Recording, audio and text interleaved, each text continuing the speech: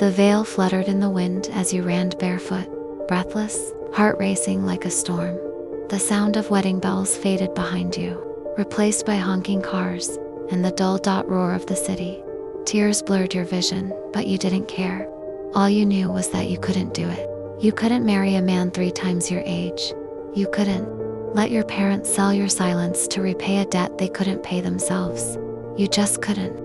The streetlights blurred as you crossed the road, your white dress torn, makeup smudged, hair tangled like chaos itself, when suddenly, a black car came to a halt, inches away from you, and then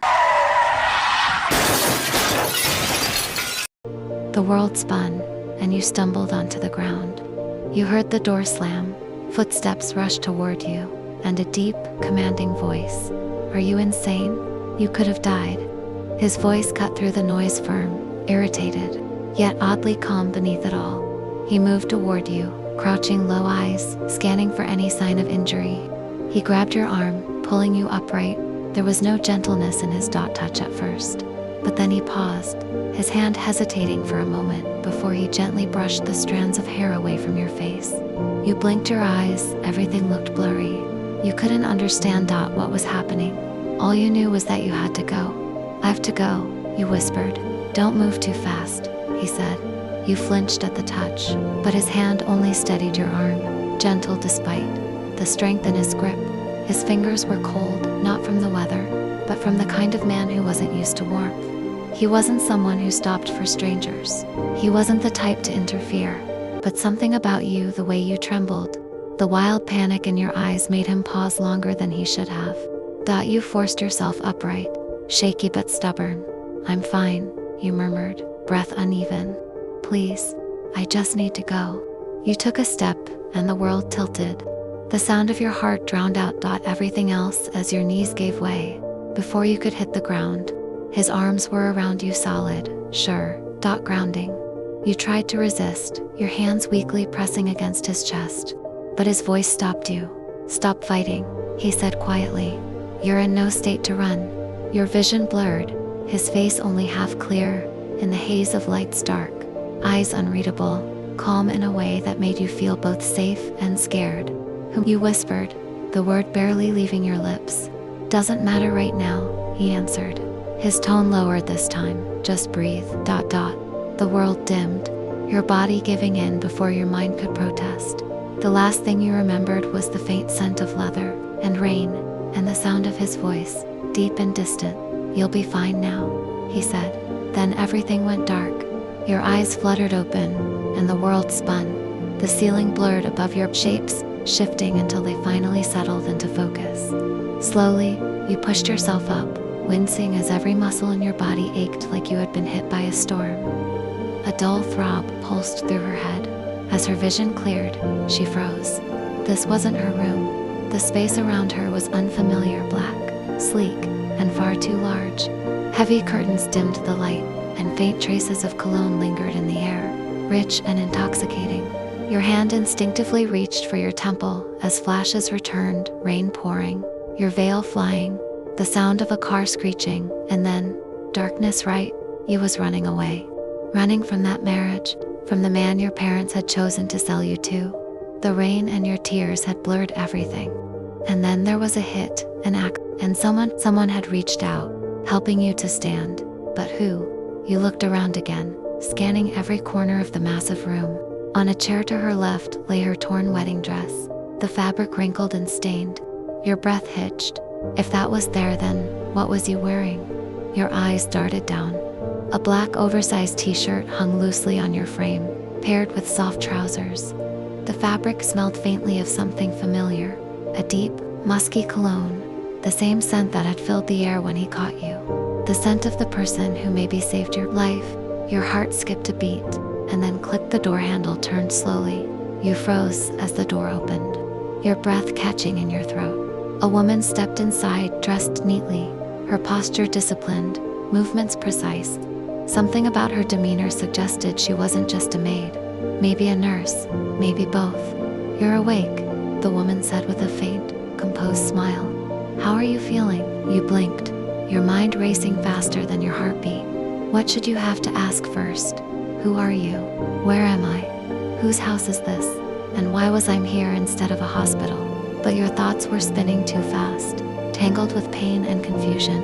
The only words that escaped your trembling lips were everything. Hurts. The woman nodded knowingly and stepped closer.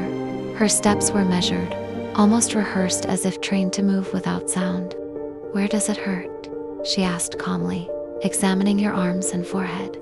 I've checked your condition with no serious injury, just some bruising from the impact. You'll be fine in a day or two. The pain will ease once the medication works. She said. Her tone was professional, controlled, but not unkind. Who are you? You asked. Your voice was small. The woman finally looked in your eyes. I'm a doctor, she said simply. A family doctor. You frowned. Where am I? For the first time, the woman hesitated, then lowered her gaze. I'm not allowed to answer that, she said quietly. I can only discuss medical matters. I'm sorry. Without another word, she turned and left. The door clicked shut behind her, the sound echoing in the vast silence. Your chest tightened. The air suddenly felt heavier, like the walls themselves were watching. Where am I exactly? And what kind of place had rules about what people could or couldn't say? A strange fear crept up your spine, mixing with the dull ache of your body. You were still thinking about what you should do next, when there was a soft knock on the door. Before you could even respond, the door opened and a maid walked in.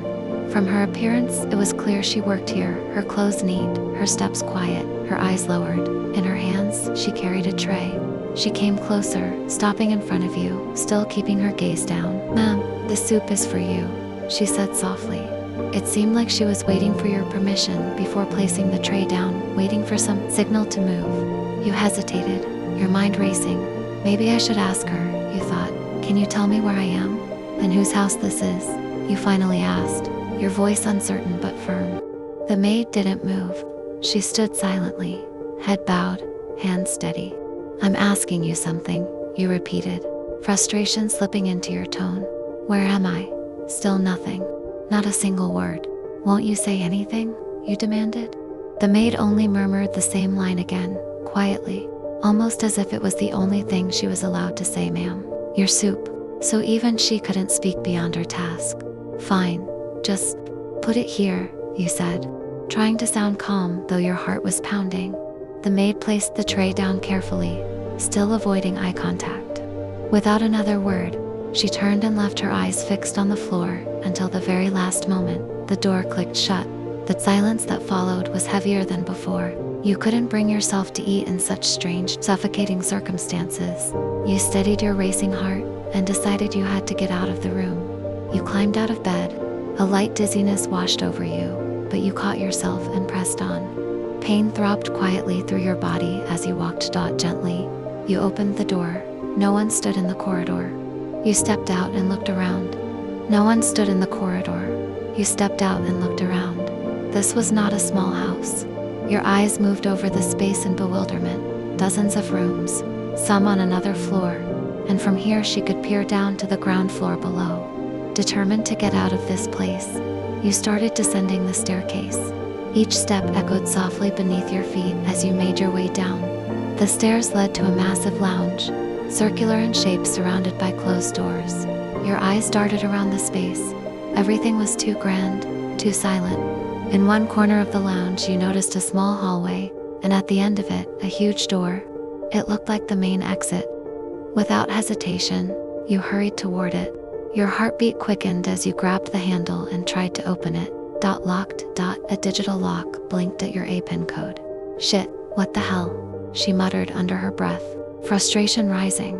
Your mind raced for an escape plan, when suddenly, a voice cut through the stillness, deep, calm, and strangely familiar. 884-629. You froze. Your heart skipped a beat at the sound. You turned sharply toward the voice, and the sight that met you made your breath catch at first. You only saw a shadow near the staircase, tall, calm, moving with a quiet certainty that made the air itself pause. As he stepped closer, the light caught his face. It was him, the man from the accident.